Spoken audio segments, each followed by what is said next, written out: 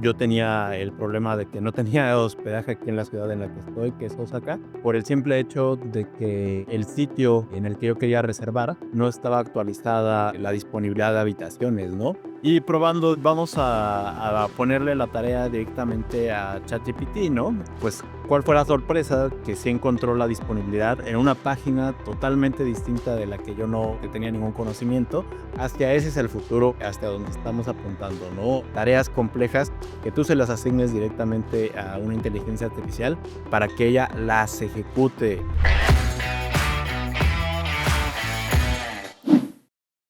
Bienvenidos a Smooth Innovation, el podcast de Blackout, en donde hablamos sobre negocios, tecnología e innovación. El día de hoy, como de costumbre, me acompaña mi compañero César Ramírez, CMO de Blackout. César, ¿cómo Hola, estás? ¿qué tal, Alex? Un gusto de nuevo estar aquí, listos para un nuevo episodio de Smooth Innovation Podcast. Excelente. Y yo, Alex de Santos, CEO de Blackout. Y César, tú saludándome desde el lejano oriente, Sí, ¿no? así es. En esta ocasión estamos con un episodio especial grabado desde Japón. Pues nada, aquí viendo varias innovaciones, cosas muy interesantes por acá. Oye, casi no te gustó Japón, porque acabas de ir hace como 3 meses, ¿no? Apenas. Pues hace como 4 meses, ¿O, algo o hace así, cuánto? estuvimos por acá. Entonces, sí, la verdad es que O sea que no te gustó. no, lo odié cada día. Entonces, pues, a ver si podía mejorar la experiencia.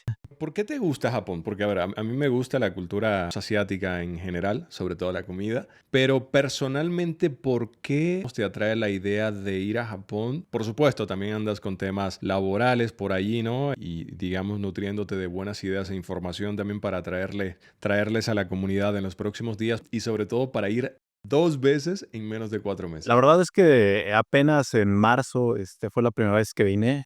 Sí me quedé muy impactado por muchas cosas, en el desarrollo de infraestructura. Bueno, hace más meses, ¿no? Marzo de este año, Pero sí. sí, o sea, poquito. Es la primera vez que había venido y ahorita, pues, esta es mi segunda vez. Me quedé impactado de muchas cosas en términos de infraestructura, en términos de tecnología, pero, pues, la verdad es que la comida, o sea, así me gusta la cultura, japonesa en general, pero, uy, ya después de comer aquí, creo que no es lo mismo.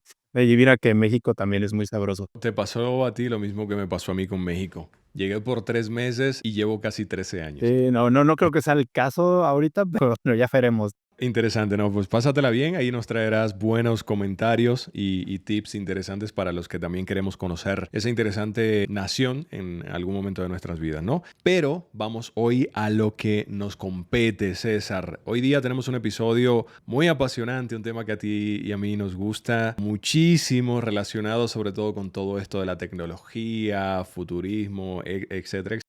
Pero como de costumbre, vamos a empezar con las noticias más interesantes de la semana. No sé si tú traes alguna, yo tengo una, la verdad, que se me hizo muy interesante. Es una noticia que honestamente no estaba esperando ver o escuchar, o al menos no por ahora. Pero dime tú si traes alguna, empiezas tú y luego yo voy con la Sí, pues mía. yo tengo varias perspectivas en términos económicos. La verdad es que han sido, semanas muy interesantes, particularmente en el caso de la región, latinoamericana, y por supuesto de México, ¿no? Lo hemos comentado en otros episodios, el tema, de ahorita de la política de comercio internacional impulsada por los Estados Unidos. Y pues la verdad es que sí me ha sorprendido mucho ahorita ver noticias sobre que se está buscando en el caso de México, pues poner aranceles a los productos chinos, particularmente a los automóviles. Y también en términos de automóviles, la noticia de que, pues este mes se empezó a ver como una caída en las ventas de los autos en México, ¿no? Lo cual también es muy interesante porque pues teníamos la parte del precio como su principal diferenciador y también como la innovación.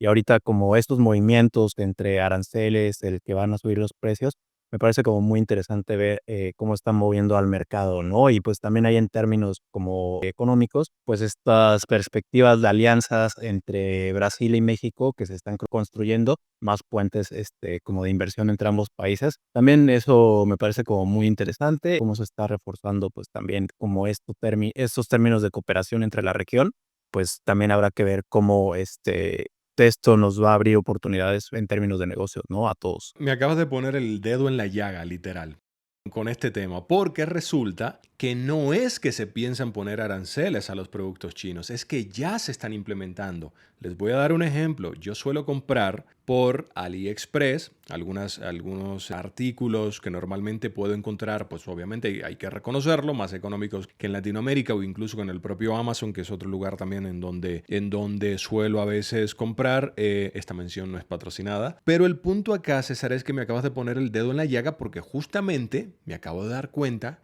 que de hace algunas semanas para acá, prácticamente todo artículo que pido desde China, resulta que ya viene con un impuesto agregado. Y ojo, no estamos hablando de ningún porcentaje pequeñito. Te estoy hablando que el otro día pedí un artículo, era muy económico. Estamos hablando, para los que son de Latinoamérica, estamos hablando como de, no sé, qué sé yo, $40, vamos a suponer, ¿no? Está que ese artículo ya venía con cerca de un 25 o 30% de IVA agregado. Y obviamente es algo que al menos a mí me encabrona bastante porque por supuesto nosotros por la actividad empresarial que tenemos acá, nosotros pagamos IVA, podemos deducir impuestos de las compras que hacemos acá, pero en este caso, ¿cómo carajos nosotros podemos deducir una compra realizada a través de AliExpress? ¿Me entiendes? Porque si nos están cobrando el IVA, pero ¿cómo lo deducimos? Entonces se me hizo muy interesante esa parte y creo que esto va a afectar bastante porque prácticamente hice una comparativa luego de eso y me di cuenta que un artículo que estaba comprando en AliExpress por ser más económico que en Amazon, luego de ver el precio incrementado, porque te lo ponen hasta el final, ya cuando vas a pagar, ni siquiera cuando estás en el carrito, sino hasta el final, me di cuenta que haciendo la comparativa resulta que ahora el producto me salía más barato en Amazon. Por lo tanto, esto lo que se va a traducir es que el público en general vamos a dejar de hacer compras en el exterior para comprar, pues por supuesto, lo que están buscando los gobiernos, ¿no? Para comprar más en México, pero específicamente en plataformas como Amazon, lo cual yo creo que en vez de favorecer, digamos, lo que es el comercio pues, de México, valga la redundancia, va a favorecer más a, digamos, plataformas como Amazon, que sabemos que también todos sus productos pues también vienen de China. O sea, ya tú te metes a Amazon y prácticamente parece un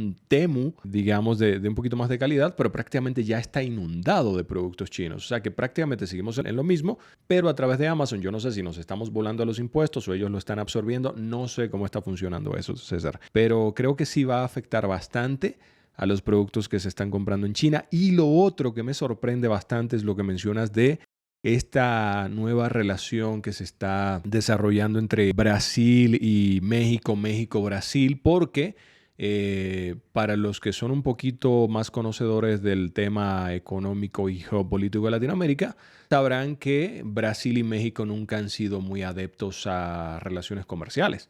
O sea, normalmente cada uno ha comerciado por su lado y digamos que pues, históricamente han sido competidores, ¿no? En el tema económico y son dos gigantes, son las dos grandes potencias económicas de Latinoamérica y me sorprende mucho y yo creo que esto puede representar un antes y un después para la economía de Latinoamérica porque estamos hablando que eso también se puede permear al resto de economías de Latinoamérica, lo que son, no sé, las fábricas de Latinoamérica, proveedores locales, ¿no? Que en este caso si empiezan relaciones entre México y Brasil, pues obviamente esto va a derivar en una economía derivada, valga la redundancia, ¿no? En donde otros países y otras empresas se van a favorecer también. Entonces yo creo que es un tema interesante que vale la pena seguir explorando para ver hasta dónde podría llegar, digamos, esa nueva relación que se está suscitando allí. ¿Cómo Sí, ves? totalmente sería un cambio de paradigma dentro de la región. De hecho, estoy viendo aquí, en qué términos, es donde se va a estar aumentando en estos momentos esta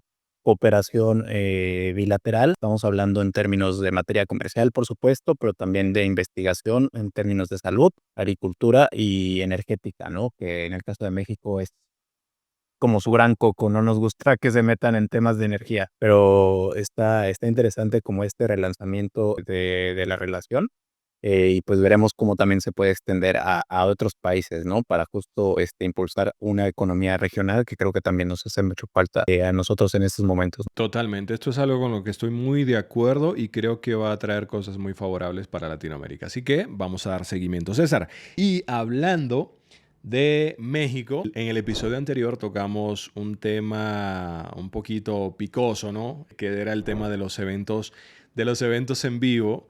en México y Latinoamérica, pero sobre todo en México, ¿no? Y el cómo algunas empresas, digamos, se han adueñado, han monopolizado esta industria, llegando al punto de abusar de los usuarios, ¿no? Que es justamente lo que buscan siempre estas entidades antimonopolio, etcétera, ¿no? Que es justamente que una sola empresa pueda acaparar todo el mercado y utilizar esa fuerza de negociación para abusar de los usuarios. Y es lo que estuvimos viendo, ¿no?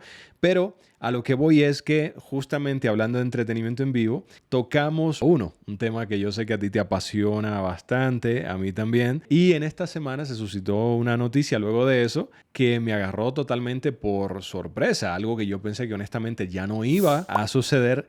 Y es el regreso de Checo Pérez. Yo sé que es un tema que a ti te gusta bastante, el regreso de Checo Pérez con Cadillac. Así que cuéntanos un poquito de qué se trata esto, hasta donde hayas podido escuchar o ver, y qué representa esto de nuevo para el entretenimiento en México, y sobre todo lo que podría ser también para Red Bull, entendiendo que, según escuché por allí, el 60% del merchandising que se comercializaba en México de Red Bull era gracias a esta relación con Checo Pérez. Entonces, ¿cómo viste tú esta noticia? ¿Cómo te cayó? ¿Y qué tú crees que representa esto para esta nueva era de la Fórmula 1 en México, que es uno de sus principales mercados? Bastante interesante, por supuesto estoy contento. Yo creo que desde 2011, si no mal me acuerdo, es que sigo a Checo Pérez, compartimos edad también por ahí. Entonces, he seguido como su carrera muy, muy de cerca. En términos deportivos, pues la verdad es que sí, Checo Pérez pues sigue siendo un gran corredor, y esta escudería Cadillac pues es la primera vez que entra a la Fórmula 1. De hecho, el próximo año pues van a estrenarse ellos y por eso es como que buscaban un poquito pilotos de mayor experiencia, pero aquí lo que es muy interesante es también la presencia comercial, como bien lo acabas de decir, que involucra a Checo Pérez, ¿no? Y sobre todo pensando Cadillac, Estados Unidos, una escudería pensada para ese mercado, y pues de nuevo la importancia como de los mexicanos, tanto para el mercado del país como también en Estados Unidos, ¿no? Entonces, pues todo eso como que fue un círculo virtuoso que a final de cuentas llevó a Cadillac a tomar la decisión al momento de elegirlo como nuevo piloto, ¿no? O sea, ya está grande, tiene 36 años como uno. Te mencionaba, el próximo año, pues ya cuando regrese. No, pero no es una edad que se podría considerar grande, como mencionas tú, ¿no? Para lo que puede ser la Fórmula 1, porque entendemos que es un deporte en el cual pues, los pilotos pueden llegar a conducir a edades incluso superiores. La exigencia sí es bastante, pero digamos no es lo mismo, qué sé yo, que jugar al básquet u otros deportes más exigentes, ¿no? Como la lucha libre o qué sé yo, deportes de contacto, ¿no? O de alto impacto. Sí, aún así, digamos que como que la media de edad está en los 20, pero sí ha habido pilotos. Ahorita Mm. está el más longevo de todos, que es Fernando Alonso, y que no se ve para cuándo vaya a dejar de competir, ¿no? Me parece que tiene 43 años el buen Fernando. Vamos a buscarlo. Pero nada, en términos comerciales, como lo mencionábamos, ¿no? El efecto que esto tiene para Red Bull desde el año pasado, que lo dejaron ir, pues sí, Ujú. es muy, muy importante, ¿no? O sea, de nuevo, porque vemos el impacto no solo de Checo en México, sino también en Estados Unidos y en América Latina, pues que ya estamos hablando, incluso también en España, de 1.000 millones de personas, ¿no? En conjunto, como todos los que pueden ser impactados por ese tipo de pilotos. 44 años son los que tiene Fernando Alonso. Entonces, sí, todavía joven en comparación a Fernando Alonso, sí, pero en comparación a otros pilotos, no tanto, ¿no? Pues qué bueno por el buen Checo. Bienvenido de nuevo a la Fórmula 1. Y aunque yo soy más Lewis Hamilton, como puedes ver, como si no fuéramos fanáticos casi, pues qué bueno, ¿no? Felicidades para el buen Checo. Y yo creo que la verdad es muy acertada esa relación con Cadillac, entendiendo que esto le va a sumar bastantes puntos en un mercado tan grande como Estados Unidos, como bien lo mencionaste tú, que si bien son fanáticos también de otros pilotos, entendiendo el emblema que representa y que significa Cadillac para el mercado estadounidense, yo creo que esa fanaticada ahora se podría volcar, digamos, a apoyar a Checo Pérez en vez de a otros pilotos internacionales, ¿no? Entonces, qué bueno, la verdad, ojalá que nos traiga cosas interesantes, ¿no? Ya con, ¿qué? 34 podios, yo creo, ¿no? 35 podios, 11, 12 victorias, creo, algo así, a través con Red Bull. Entonces yo creo que puede traer cosas interesantes, ¿no? César, y cambiando de tema radicalmente, hoy tenemos un tema muy interesante. Vamos al tema principal del día de hoy. Cuéntanos de qué se trata y por qué consideraste que este tema era algo que teníamos que tratar en el episodio de hoy de Smooth Innovation. Sí, pues precisamente planeando este viaje a Japón, pues nosotros sabemos, ¿no? Ha habido una serie de innovaciones últimamente en términos de inteligencia artificial, que va desde la generación y la edición de imágenes por medio de Google, con este último gran improvement que hubo con Nano Banana, donde pues ya directamente le pides a esa inteligencia artificial que te genere cambios sobre imágenes, ¿no? Lo hace con una gran precisión. E igual, como que ha habido varias innovaciones en ese aspecto, pero planeando mi viaje, pues me puse a probar una de las nuevas funciones de ChatGPT, con la que creo que tú también ya has jugado últimamente, ¿no? Que es la parte de la gente. Hace 5 minutos que estuvimos jugando con esa función, pero cuéntanos de qué se trata entonces. Precisamente tenemos nosotros como una evolución de lo que ha sido la inteligencia artificial, ¿no? Empezamos con la analítica predictiva como tal, que era producir o más bien predecir resultados futuros con base en data histórica. Luego pasamos a lo que viene siendo la IA generativa, que es crear contenido nuevo y único, que puede ser texto, puede ser video, puede ser audio, código, imágenes, etcétera, a partir de instrucciones explícitas y que toma como toda la data relacionada con tu prompt para generar esta creación nueva, ¿no? Como lo es ChatGPT, como lo es DALL-E, como lo es Gemini, como lo es Copilot, etcétera. Ahora, hacia lo que estamos viendo es la IA agéntica, ¿no? Que justo lo que te está brindando es el resolver problemas complejos de forma autónoma, ¿no?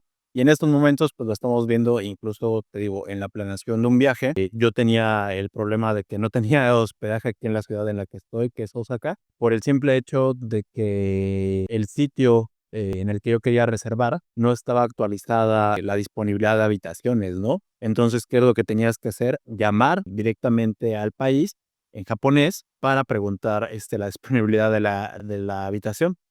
Y probando, vamos a ponerle la tarea directamente a ChatGPT, ¿no?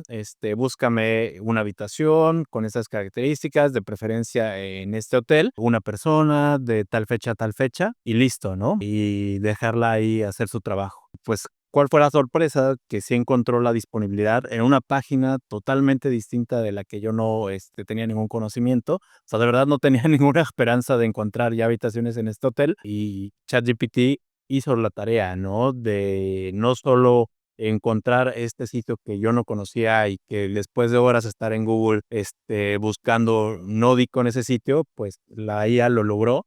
Y adicional, pues ya, ¿no? El solo preguntarme, bueno, dame tus datos, y yo hago la reservación, y que lo haya hecho de una forma tan eficiente, ¿no? Hacia ese es el futuro, hacia donde estamos apuntando, ¿no? Tareas complejas que tú se las asignes directamente a una inteligencia artificial para que ella las ejecute, con base, por supuesto, a muchos parámetros que también ahí vamos a platicar, al respecto ahorita, pero, pues sí es bastante impresionante que te pueda asistir de esa manera.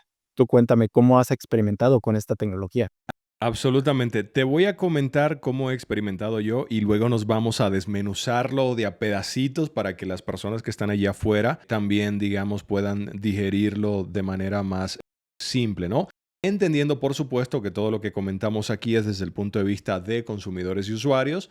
No somos expertos en el tema ni mucho menos, pero es una industria y un área que nos apasiona muchísimo. Resulta que a mí me pasó algo muy parecido, César. Yo no sabía, más bien no lo había probado, no sabía que ChatGPT ya había integrado los agentes y justamente investigando para este episodio, pues me salió el tema de que sí. Así que la puse a prueba y yo dije, mira, no va a funcionar mucho porque te comentaba que yo estoy tratando de escribir una novela de ciencia ficción desde hace como 2 años, ¿no? Y hace un año la novela es tan compleja y tan profunda porque está, digamos, inspirada en el año 2085, imagínate, bastante futurista. Hace un año, al ser tan profunda y tan compleja, dije, déjame ver si ChatGPT me puede ayudar a hacerlo, ¿no? Y pues obviamente para aquel momento las capacidades que tenía ChatGPT todavía no fue posible. O sea, sí me ayudó con ideas básicas, digamos, no sé, escribir el prólogo, el epílogo, en base a los prompts, ¿no?, que yo les pasaba, las ideas principales, etcétera,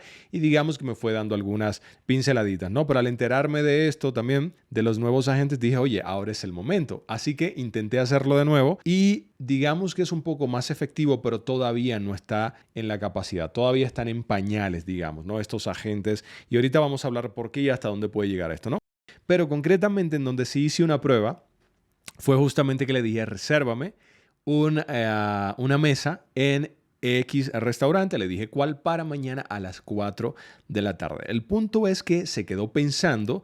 Incluso cerré ChatGPT porque, para los que no saben, los agentes, digamos que operan con una computadora propia, una computadora interna, y tú puedes cerrar la aplicación y simplemente ella va a seguir trabajando solo, y cuando tú regreses, digamos, habrá completado la tarea, ¿no? Un agente, digamos, es una entidad autónoma, cual si fuese, imagínate que tú tienes un colaborador, un empleado en tu empresa, tienes una cafetería y tú lo dejas haciendo 5 capuchinos, tú le dices, oye, prepara estos 5 capuchinos y regreso en 20 minutos, ¿no? Pues bueno, cuando tú regreses, esos 5 capuchinos van a estar listos sin que ese barista, ese empleado que tienes, te tenga que preguntar, oye, ¿cuánto le pongo de azúcar? ¿Cuánto le pongo de leche? ¿Cuánto le pongo de agua? ¿Cuánto le pongo de café? ¿No? Porque, digamos, esta entidad es absoluta y totalmente autónoma para tomar decisiones, ¿no? Para que el público allá afuera entienda un poquito más.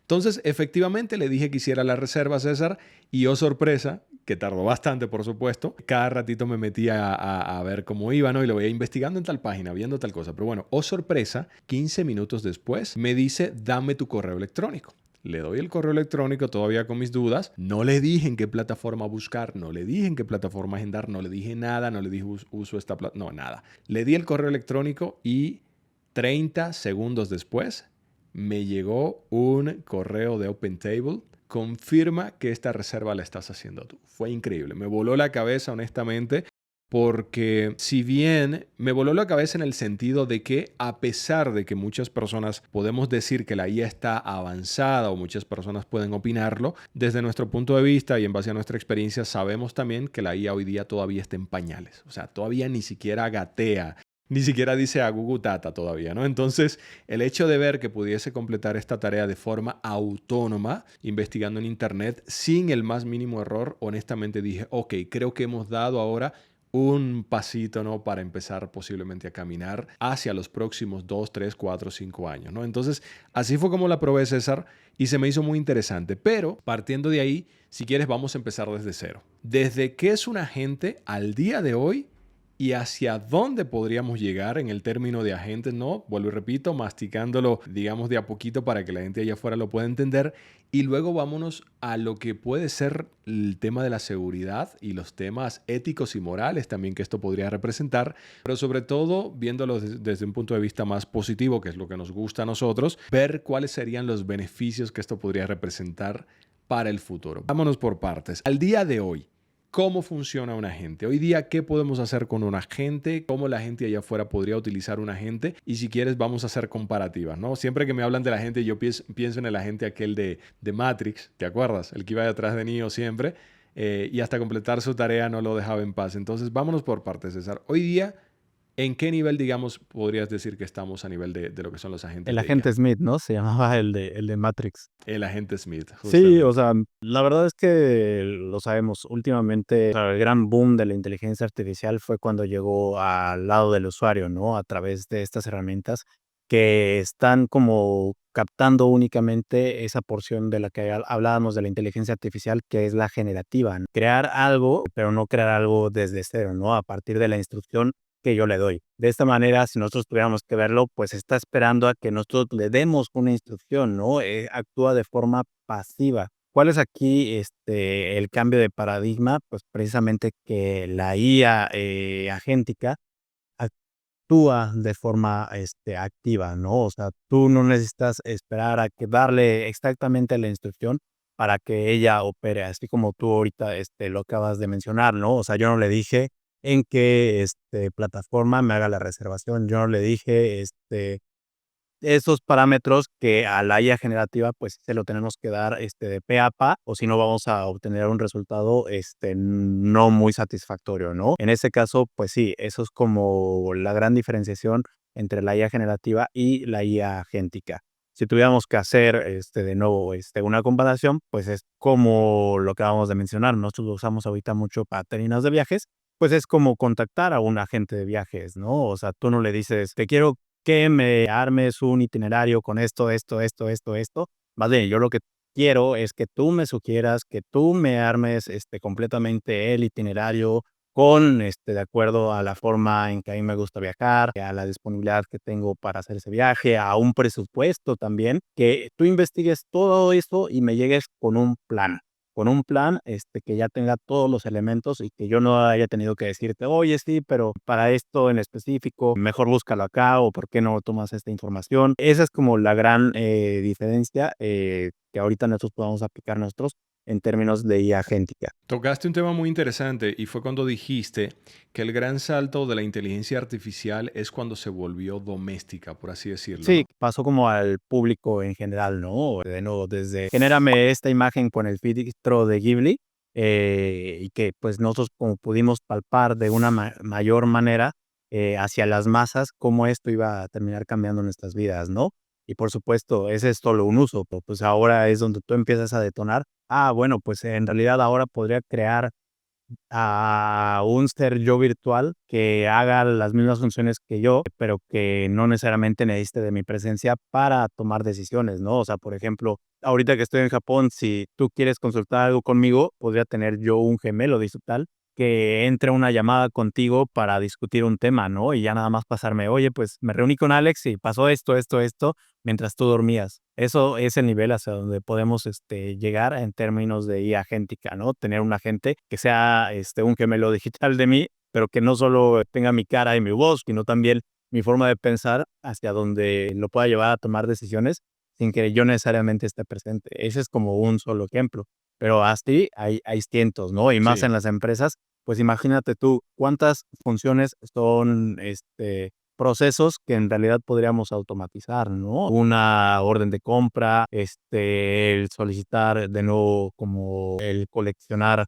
proveedores, el contactarlos, el hacer comparativas de precios, en términos de finanzas también, como predecir esos movimientos y en milisegundos, no solo avisarte va a subir esta acción, sino ya hacer el pase automático de de una acción, la compra o la venta.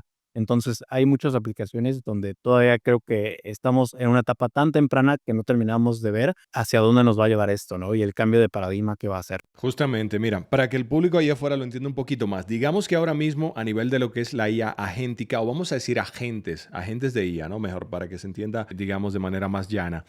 Los agentes de IA, digamos que ahora mismo estamos en dos fases, por así decirlo, dos niveles. Digamos que está el nivel inferior, ¿no? El nivel es para nosotros, los mortales comunes y corrientes, que es cuando César bien menciona que la IA se volvió doméstica. Justamente, ¿a qué se refiere?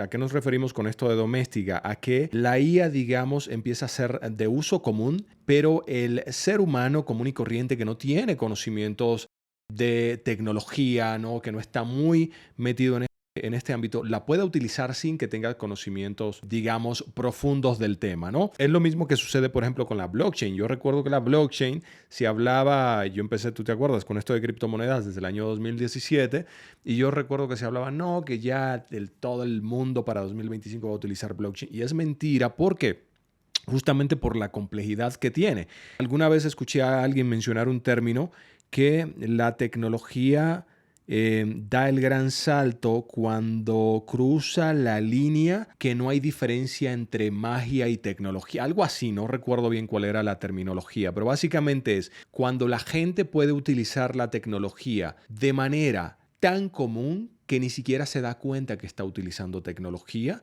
y mucho menos le interesa ni tiene que conocer el proceso interno, ¿no? Lo mismo con la blockchain. Para utilizar la blockchain, hoy día tenemos que utilizar que una wallet, tenemos que saber cuestiones de que si claves internas, que contraseñas, que la blockchain, que no sé qué. O sea, no hay manera de que mi tía, mi abuelita, mi primo, mi hermano, personas que no tienen conocimiento de esto puedan utilizar, digamos, criptomonedas la tecnología blockchain. Sin embargo, en el caso de un teléfono, hoy día nosotros tenemos una herramienta 1000 veces más poderosa, no sé cuántas veces más poderosa que la tecnología más poderosa que llevó el hombre a la Sí. luna, si es que sucedió de verdad, conspirando con Alex.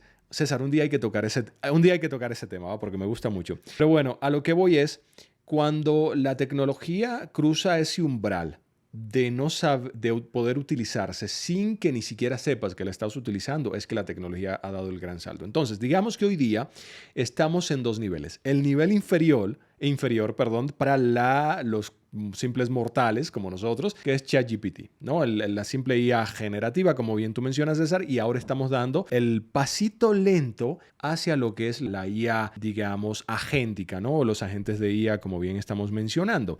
Apenas estamos dando el pasito, pero hay un segundo nivel, que es un segundo nivel superior, y es que cuando nosotros apenas estamos conociendo lo que son los agentes de IA, hay una cierta industria, hay un cierto gremio, hay un cierto grupo que ya está mucho más allá incluso de lo que nosotros podríamos considerar como un agente de IA. Y tú lo acabas de mencionar, César. Vamos a empezar por cómo se está utilizando hoy día y vamos a terminar con cómo nos imaginamos que podría estar, digamos, funcionar los agentes de IA en el futuro y finalmente nos vamos a los temas, digamos, un poco más éticos y morales y de seguridad. Vamos a ver hoy día el segundo nivel superior. Las grandes empresas como Amazon, como bien tú mencionaste, ¿no? Hoy día, empresas como Amazon ya utilizan la IA o agentes de IA para tomar decisiones autónomas. Vamos a suponer, imagínate que un agente de IA pueda decidir cuál es la posición, cosas tan mínimas, tan simples como cuál es la posición, la ubicación de un pallet o en qué depósito podría estar un pallet de productos para, digamos, que se encuentre que el robot que baja ese pallet o la persona que baja ese pallet pueda hacerlo de la manera más rápida, de la manera más óptima para subir ese pallet de manera más rápida a un camión de transporte y llegar más rápido al destino. Eso es lo número uno. Número dos, no sé si ustedes lo saben, pero ya incluso la IA agéntica se está utilizando a niveles domésticos, pero sin que el ser humano se diera cuenta. Y ahí es donde hablamos un poquito, ¿no? De la línea entre la magia, ¿no? Y la realidad. Los refrigeradores autónomos. Para quienes no lo saben, hay unos refrigeradores autónomos bastante económicos, por cierto, andan sobre los $5,000 a partir de ahí, pero por ejemplo, estos con reconocimientos de imágenes, vamos a suponer, estos refrigeradores que no son de ahora, esto se está hablando ya desde hace, no sé, 2, 3 años hacia atrás o incluso más, pueden identificar, por ejemplo, si en tu refrigerador hace falta la leche y de manera autónoma podrían hacer el pedido a través de plataformas como podría ser un Uber Eats o un Rappi o cualquier otra plataforma, ¿no? Para saber que tú necesitas ya huevos en tu refrigerador o necesitas pan o necesitas leche, ¿no? Pero si nos vamos un poquito más allá, imagínate también, César, tú bien lo mencionaste hace ratito, a nivel político. Imaginemos que hoy día ya hay gobiernos, sobre todo en Europa, que están utilizando la IA agéntica para tomar decisiones de gobierno, ¿no? Para tomar mejores decisiones, por ejemplo, sobre cómo administrar los presupuestos de manera más eficiente. No recuerdo cuál es el país, digamos, pero son países nórdicos, no estaba de más decirlo, que ya están utilizando, por ejemplo, la IA para, digamos, identificar hacia cuáles son las partidas presupuestarias que deben ir hacia diferentes, digamos, entidades o rubros del gobierno y cuáles, digamos, podría ser el mejor uso que se les podría dar. O sea, es impresionante. Entonces, César, recapitulando, digamos que hoy día tenemos dos niveles. La IA más simple, que apenas estamos utilizando nosotros los mortales, que es la IA generativa, y ahora estamos dando el pasito hacia lo que son los agentes de IA, y una IA más profunda, que nosotros ni siquiera nos imaginamos del poder que tiene, que son estos agentes, digamos, ya más autónomos, pero digamos en industrias más tradicionales, mencioné, como podrían ser, digamos, la industria de e-commerce, etcétera, pero ni siquiera nos hemos ido a lo que podrían ser industrias o rubros más profundos que podrían ser, por ejemplo, el área militar o el área médica. César, ¿tú cómo te imaginas que se podría estar ya utilizando estos agentes de IA a nivel militar, a nivel, por ejemplo, médico, y hacia dónde tú consideras que podría llegar esto, digamos, en los próximos años? Por ejemplo, estuve viendo, para dejártelo ahí, la historia de Palantir, y es una empresa que a mí me apasiona bastante, y cómo Palantir hoy día está automatizando las decisiones militares, por ejemplo, del gobierno de los Estados Unidos, unificando todas los que son las diferentes ramificaciones del ejército en un mismo cerebro autónomo. Y es impresionante lo que están haciendo. Esto te vuelve el cerebro.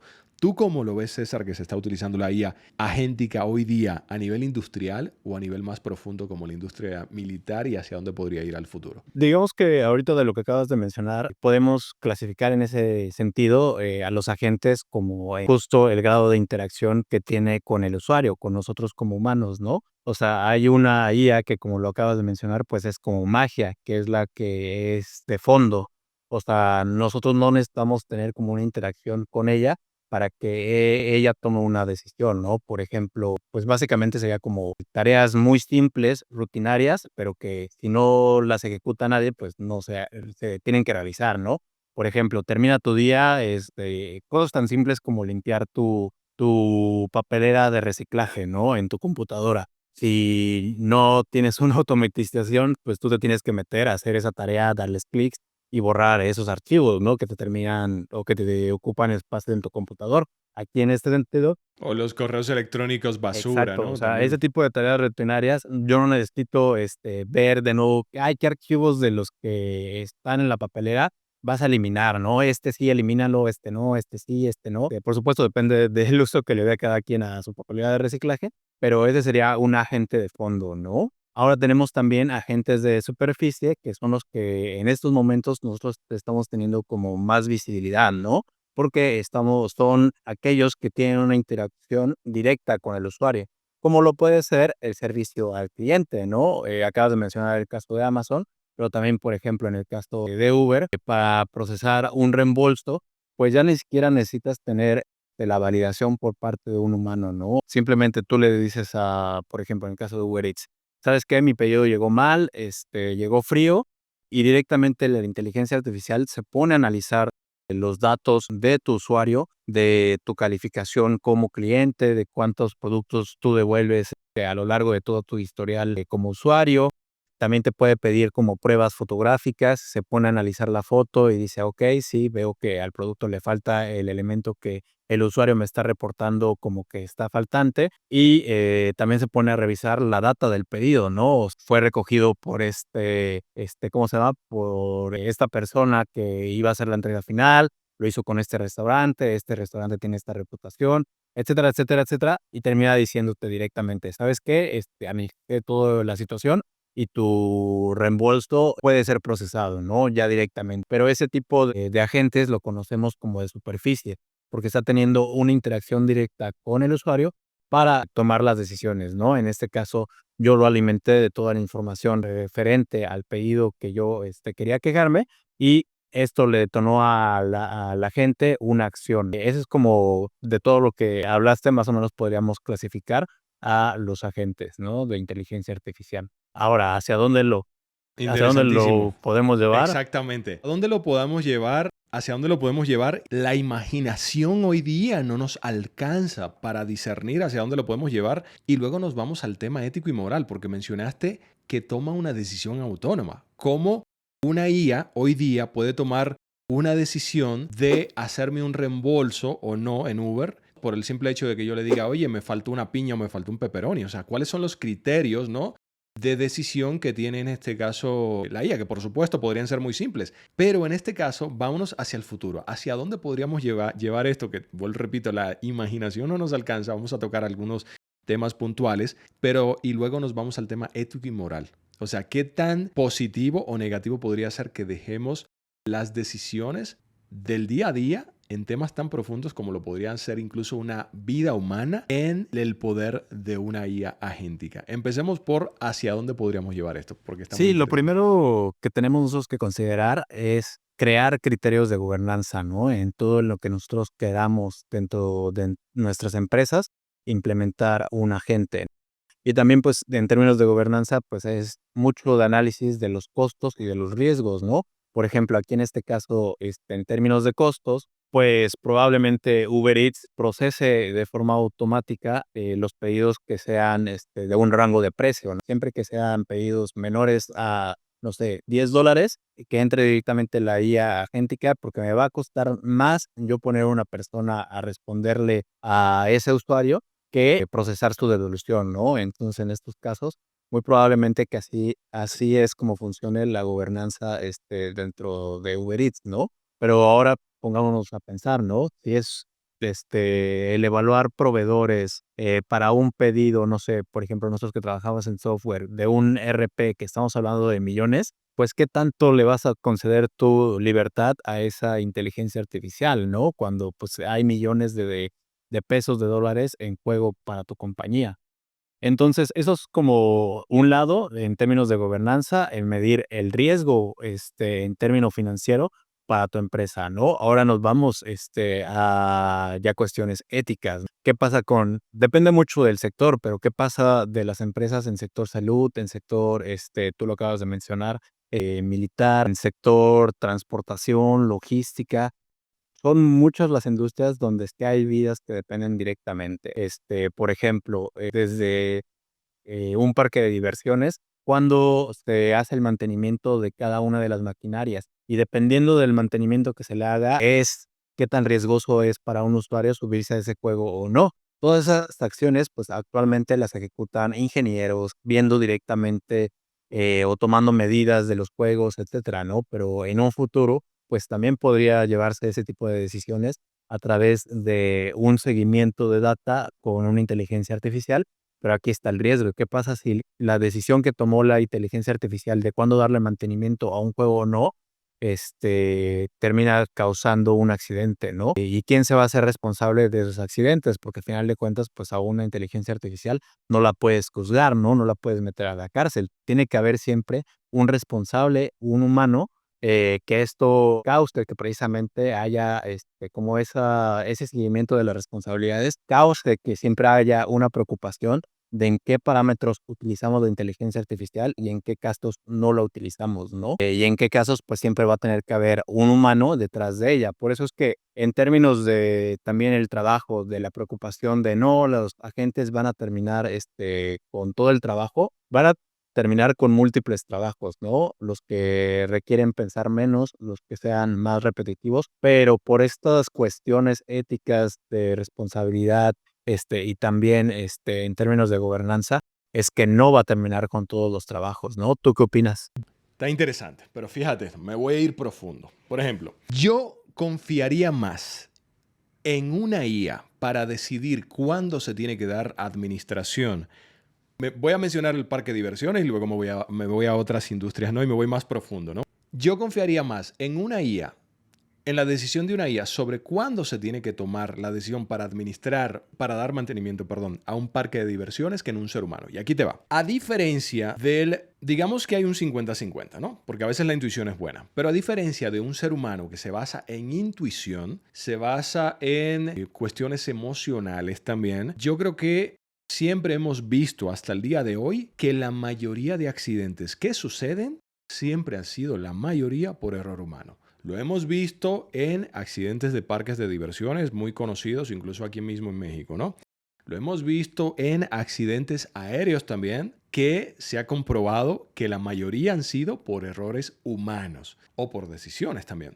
Lo hemos visto en decisiones militares que se han tomado también que no han sido las más idóneas y eso ha llevado, ¿no?, a conflictos internacionales muy, muy complejos. Entonces, ¿por qué menciono esto? A ver, una IA, y ojo, no estamos hablando, César y yo, de mañana, el año que viene, no estamos hablando ya de, no sé, 5 o 10 años en el futuro o incluso mucho más. ¿A qué me refiero con esto? Porque la tecnología está avanzando bastante rápido. ¿Pero a qué me refiero? Imagínate que una IA, para decidir cuándo tiene que hacer la administración en un parque de diversiones, no va a tomar esa decisión en base a intuición, en base a emociones, sino en base a matemáticas, en base a números, en base a estadísticas. Esta IA va a saber cuándo fue la fecha que se compró el tornillo número 5 del riel número 4 de la montaña rusa número 7 de la sección 8 del parque. Y en base a esas matemáticas, a esa estadística, esa IA va a saber cuál es la fecha de desgaste que podría tener un fierro, un tornillo, un riel, un pedazo de madera. Va a saber cuándo, sin temor a equivocarse, cuándo fue la última vez que se le dio mantenimiento, cuál es el nivel óptimo de apretar ese tornillo o ese riel, cuál es el nivel óptimo de grasa, o sea, no va a tener absolutamente toda la traza histórica de materiales, de fabricación, de mantenimiento, de humedad, de climatología, absolutamente todo para saber cuál debe ser, digamos, el nivel óptimo de mantenimiento que se le tiene que dar a un parque de diversiones. Y por lo tanto, considero que allí hay muy poco margen de error para que una IA tome la decisión correcta o incorrecta, ¿no? En este sentido, a nivel de lo que podríamos estar hablando de mantenimientos. Ahora, si nos vamos a temas éticos, ya digamos que roza un poco más lo que podríamos considerar como la moralidad o la moral, dependiendo de lo que esto signifique para cada uno de ustedes que nos están escuchando. Aquí sí yo creo que podría haber un tema complejo, César. Vamos a suponer. Hablando el caso de Palantir, ¿no? Que Palantir, para los que no saben, es esta empresa fundada por Peter Thiel, el cofundador de PayPal. Y Palantir básicamente empezó como una empresa de data, de trazabilidad de data para las grandes empresas, y hoy día se ha convertido en un cerebro que toma decisiones incluso sobre industrias o sobre incluso la industria militar, ¿no? Entonces, César, vamos a suponer, imaginemos que tenemos este cerebro universal que controla cada una de las decisiones militares de un gobierno sobre cuándo se debe, por ejemplo, de atacar a otro gobierno, cuándo se debe de empezar un conflicto, cuándo se debe pasar a la diplomacia. Entonces, aquí sí hay una cuestión de ética moral que podría ser difícil quizás en una IA, o quizás no, dependiendo de cómo veamos el tema emocional en este caso, pero podría ser un poco complejo que una IA sea la que decida si lanza un misil o no hacia otro país. Imagínate eso, ¿no? O imagínate tú en el caso de los hospitales. Vamos a suponer que el día de mañana un hospital automatizado llega un paciente con una traumatología de cualquier caso, no creo que sea de accidente de tránsito, porque para ese momento ya los autos van a estar automatizados y volvemos al tema, no van a haber accidentes porque los accidentes de tránsito ocurren por el error humano. Si están automatizados los autos no va a haber accidente. Pero vamos a suponer, pasó cualquier otro caso, llegó un paciente con una traumatología de gravedad. Un hospital automatizado. Entra este paciente, imagínate lo interesante que podría ser que una IA simplemente con tomar, no sé, una radiografía, no sé cómo se les llama en términos médicos, a lo que podrían hacer un análisis profundo en cuestión de segundos, decidir qué tipo de operación, qué tipo de análisis, qué tipo de intervención necesita este paciente, pero aquí de nuevo entra el tema ético. Imagínate que esta IA, a diferencia de un humano que no puede tomar una decisión con certeza, que esta IA decida que este ser humano no tiene posibilidad de salvarse. Y esta IA, por decisión propia, tome, valga la redundancia, la decisión de desvivir, digamos, a este ser humano, porque entiende que no se va a salvar. Para la IA es una decisión óptima porque dice, ahorro medicamentos, ahorro procesos, vienen otros pacientes posiblemente detrás de este, voy a optimizar recursos, porque así es como lo está viendo, no lo está viendo quizás como un ser humano, no, él lo está viendo simplemente como optimización de recursos. Quizás para la IA es una decisión positiva, pero imagínate para los familiares. Entonces, sí creo, César, que va a haber un dilema moral y ético muy profundo sobre cuáles podrían ser las decisiones autónomas que podría tomar, digamos, esta IA, pero ahí voy a lo mismo de siempre. Si las decisiones, y ver qué opinas tú en este caso, esta está buena, si las decisiones futuras de la IA y o los agentes de IA depende de la preprogramación moral, ética y filosófica pactada o pautada por un ser humano, entonces, ¿ese agente de IA está siendo autónoma o simplemente está siendo guardado por las mismas decisiones humanas de siempre? O sea, ¿dónde empieza lo que es la autonomía y dónde empieza entonces o termina lo que es la preprogramación humana para decidir lo que puede ser una decisión negativa o positiva, dependiendo de lo que eso signifique para cada ser humano? Es un tema Sí. complejo. Entonces ahí volvemos a lo mismo. Va a haber una super IA, un super agente que va a decidir entonces y va a dar esas órdenes. O sea, es un tema muy No, yo creo complejo. que ¿Cómo lo aquí ves? acabas de tocar un tema, fundamental, ¿no? A final de cuentas, los agentes solo van a actuar conforme a la programación de una persona, ¿no? En estos momentos. Pero dejan de ser Y como autónomos están actuando en entonces. estos momentos, a final de cuentas, tú le vas a dar las reglas de hasta dónde llega su autonomía. De nuevo, como hacia una persona, o sea, yo puedo decir que soy autónomo, pero de todos modos me rijo sobre las leyes, del país en donde estoy, me guío también en las leyes de la física. O sea, en realidad la autonomía completa, pues, no existe ni para nosotros las personas, ¿no? O sea, tomamos decisiones con base en nuestro sesgo, cultural, nuestro sesgo religioso, en nuestro sesgo familiar, de experiencia. Entonces, yo creo que, pues, en ese sentido no tenemos que preocuparnos de que una IA en estos momentos se vuelva totalmente autónoma, ¿no? Porque cuando ya llegamos a la completa autonomía, pues, ahí sí ya estamos, hablando de un futuro distópico, ¿no? En el que, pues, básicamente las máquinas son las que nos gobiernan. Entonces, yo creo que ahorita estamos muy alejados de eso, ya que siempre va a operar con base en las reglas que nosotros le demos a esos agentes, ¿no? Conforme ahorita está configurado la forma, en que operan estos agentes, ¿no? O sea, por ejemplo, ahí también en términos de moral, pues hay cosas que nosotros le podemos decir a la inteligencia artificial que se salte, ¿no? Por ejemplo, tomando el caso, de los proveedores y del supply and si yo sé, que no sé, en ciertas empresas que se van un moche, o que para quedarse con cierto proveedor, les gusta dar regalos, a las compañías a las que están ofertando, pues eso moralmente no está okey, ¿no? No va de acuerdo, como el dar sobornos, no es algo socialmente aceptado, ¿no? Pero si yo sé que dando, ese moche de un 5%, me voy a quedar con el cliente, pues le puedo decir a la IA: recuerda que siempre, considera el 5% de moche, y ofrécelo, también bajo el agua", ¿no? O sea, esas son cosas que sí puedo programar, y entonces, de nuevo, la moral, la ética depende de la persona que programa la inteligencia artificial, ¿no? En este caso específico, de lo que acabas de hablar del paciente, pues si a final de cuentas el hospital lo que está buscando es eficientar costos, pues sí podría tomar esa decisión, ¿no? Pero de nuevo, la responsabilidad, que está ahí donde yo creo que es algo que se tiene que mantener mucho al momento de usar agentes, es la trazabilidad de quién configuró esa orden, o también la parte de la transparencia de cuál fue la forma de pensar de ese agente que lo llevó a tomar esa decisión, ¿no? Esos son 2 elementos que van a ser fundamentales hacia el futuro, ¿no? La transparencia, que nosotros conozcamos el proceso de pensamiento de la inteligencia artificial, que lo puedes ver incluso ahorita en las IAs, generativas. Tú le pones un prompt a ChatGPT y puedes abrir como su forma de pensamiento, que también te da como indicios de por qué te dio esa respuesta, ¿no? O qué pudiste tú hacer mal dentro de tu prompt para que te diera una respuesta no satisfactoria. Entonces, esa parte de transparencia va a ser vital hacia el futuro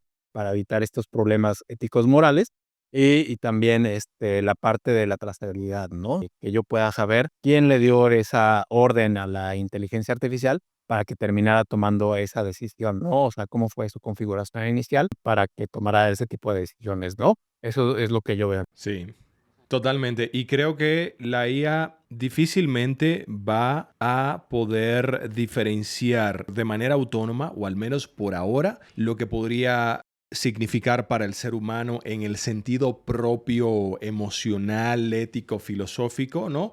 Lo que es la moralidad, lo que es la ética, lo que es el bien y el mal para los seres humanos. Porque te pongo un ejemplo sencillo para ir cerrando ya. Ayer justamente le pedí a un GPT de diseño nuevo que hay por ahí bastante bueno, no me acuerdo cómo se llama, pero le dije, oye, rediséñame esta imagen, es un diseño gráfico, ¿no? Le dije, rediséñamelo y mejóralo. Y a la primera me dio un diseño impresionante, una diferencia del cielo a la luna. Lo descargué de una vez porque ya sé que a veces incluso tiene errores. Pero ¿qué pasa? Le dije, dame 2 nuevas versiones y después me dijo, no te las puedo dar porque esto infringe los términos y condiciones de propiedad de no sé qué. Pero ¿qué pasa? Le dije, hazlo, el diseño es mío, estoy en mi derecho, ¿no? O sea, le di la orden y resulta que intentó generarlo. Dijo, ok, perfecto, si el diseño es tuyo, lo voy a hacer. E intentó generarlo, tardó un ratito, pero después volvió y me dijo, no lo puedo hacer. Sin embargo, la primera vez sí lo hizo y lo que hice fue cerré, borré ese chat totalmente, se lo volví a pedir y de nuevo me dio un diseño. ¿A qué voy con esto?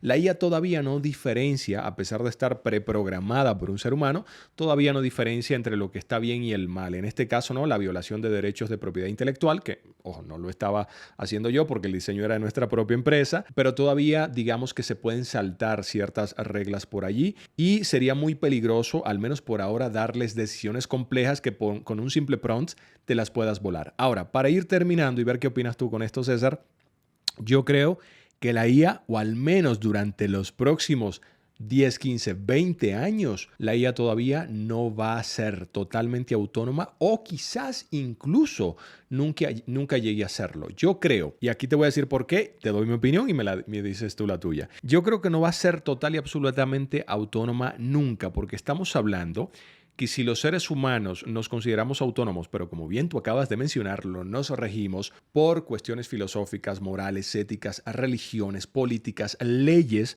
locales, si la IA llega a ser absolutamente autónoma, cuando la IA no está regida por estos preceptos o conceptos, eso significa entonces que estaríamos creando o se convertiría en un semidios. Porque si hay algo que pueda tomar decisiones autónomas, que tenga poder de decisión para crear, hacer y deshacer, tomando decisiones sobre la economía del mundo, la energía del mundo, el poderío militar mundial, o sea, sobre cosas sin que haya una penalización per se, ¿no? Que te pueda obligar a no cometer esos, digamos, tomar decisiones negativas para los seres humanos. Entonces, esto ya estaríamos hablando de un semidios. Y por supuesto, creo que lo que menos quiere el ser humano es justamente ser gobernado por una IA, porque ahí entonces entraríamos lo mismo que tú mencionaste, a ser absolutamente gobernado por la IA, ¿no? Y vamos a ver a Terminator saliendo por un portal del tiempo a defendernos, porque ya estaríamos sobrepasando. Ahora, lo que sí creo, César, y con esto te dejo a ver qué opinas tú, es que si bien la IA nunca va a ser autónoma, o por lo menos durante los próximos 20, 30, 50 años,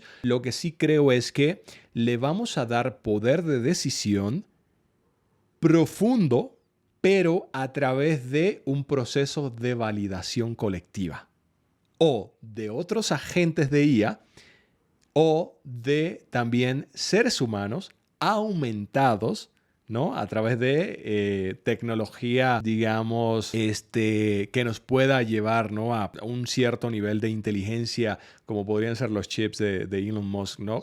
A aumentarnos como seres humanos, a potenciarnos como seres humanos, para nosotros también, digamos, llegar a un cierto nivel de inteligencia superior en donde podamos debatir de manera profunda en un proceso de consenso colectivo a través de otros agentes y otros seres humanos sobre cuáles podrían ser decisiones, digamos, positivas en ciertas áreas, como lo podría ser el área militar. Y me estoy quedando cortito sobre lo que esto, digamos, podría representar hacia futuro. Eso es lo que yo considero, César, que podría pasar. ¿Cómo lo ves tú y hacia dónde ves que podría llegar Sí, esto? no, yo coincido contigo, no veo un futuro, la verdad, donde, la IA 100% autónoma, se logre, porque de nuevo, como sociedad, pues, la verdad es que nos podemos poner de acuerdo en muy pocas cosas, ¿no? En ese sentido, pues, lo veo muy complicado. A mí sí me gustaría ver, por ejemplo, un gobierno enteramente, manejado por inteligencia artificial, porque de nuevo, creo que hay muchos vicios, que nosotros tenemos como humanos, ¿no? Y parte de ellos es el siempre buscar, beneficiarnos de las situaciones, o beneficiar a la gente cercana a nosotros, ¿no? Y en ese sentido, pues, es que surgen cosas como la corrupción, por poner un ejemplo, ¿no? Pero bueno, sí me gustaría verlo, difícilmente creo que lo logremos. Y un aspecto donde creo que va a ser muy interesante a futuro, va a ser en términos de recursos humanos, ¿no? En términos de reclutamiento, pero en términos también de encontrar el trabajo ideal para las personas. O sea, imagínate que en un futuro el reclutamiento ya no sea personas entrevistando personas, sino que sea agentes entrevistando agentes, ¿no? Inteligencia artificial buscando inteligencia artificial, pero que al final de cuentas tú configures esos agentes para que te venda de la mejor manera a ti como persona, pero que también te ayude a encontrar el trabajo en el que realmente está de acuerdo a tus intereses, a tus pasiones, de todo lo que buscas tú, de lo que viene siendo un trabajo ideal, ¿no? Y que no solo lo busque en tu área cercana, sino que pues lo busque a nivel mundial, potenciado también por el trabajo remoto, ¿no? Y por las mismas inteligencias que van a poder traducir en simultáneo, la forma en la que hablas, lo que escribes, etcétera. Entonces, pues creo que esa va a ser una barrera muy interesante. También en el futuro, sí me gustaría ver y que creo que va a pasar más pronto de lo que creemos. Totalmente, César. Yo creo que el futuro pinta bastante interesante. Honestamente, mi sueño húmedo desde niño es tener este Jarvis, ¿no? Al estilo Iron Man. Simplemente imagínate que hoy día tú tienes un jodido agente, un jodido asistente en tu teléfono al cual tú le dices, oye, tal cosa, no lo voy a mencionar para que no se active acá, pero envíale un WhatsApp a César y te dice, el clima hoy va a estar caliente. O sea, nada que ver, ¿me entiendes? O le preguntas, oye, ¿cuántos son 3 más 2? Y no puedo buscar esa respuesta. O sea, es increíble. Entonces, realmente pinta un futuro bastante emocionante en donde podamos tener un agente o un asistente, digamos, ya adaptado a nosotros, esa especie de Jarvis al que tú le puedas decir, oye, hazme una reserva a Japón, pídeme comida, envíale un correo electrónico a fulano, deshazte los correos, o sea, o que ni siquiera se lo tengamos que pedir, sino que simplemente tome decisiones por nosotros. La verdad que es bastante emocionante, César. Vamos a dar seguimiento a esto porque imagínate lo que va a avanzar este tema en los próximos meses y años, así que yo creo que sería interesante igual darle seguimiento porque lo estamos utilizando a diario y ver, digamos, cómo va avanzando esta tecnología, César. Entonces, ¿qué te ha parecido el episodio de hoy, César? ¿Y qué usos vas a estar dándole a los agentes de IA en los próximos días, sobre todo ahora en tu visita por Japón? No, hombre, muchos usos, aunque de nuevo la tecnología está en pañales, creo que todavía, o más bien en estos momentos, pues sí, para hacer reservaciones es una gran herramienta, ¿no? Y pues también para dejarte ahí mensajitos, de colaboración cuando acá sea la madrugada, también, nos va a funcionar bastante, ¿no? Sobre este episodio, pues muy emocionado. La verdad es que estas temáticas, son muy interesantes, hablar del futurismo, y de nuevo, pues si ustedes quieren seguir platicando de estos temas o hay alguno que les gustaría tocar en específico, síganos en nuestras redes sociales, ahí nos lo estamos, leyendo también el feedback sobre los episodios y por supuesto, pues suscríbanse a Blackout en Spotify, en YouTube para, sobre todo, seguir, los nuevos episodios del podcast, ¿no? Alex, muchísimas gracias. Totalmente. Y recordarles, César, que el episodio de hoy llega a ustedes gracias a Agendly, la plataforma para automatizar las citas de tu negocio. Si tienes una veterinaria, un consultorio, un spa, una estética, una peluquería, cualquier cosa, simplemente regístrate en agendly.com para que se registren y una vez que te registres, solamente compartes el enlace o QR con tus clientes y ellos agendan solitos.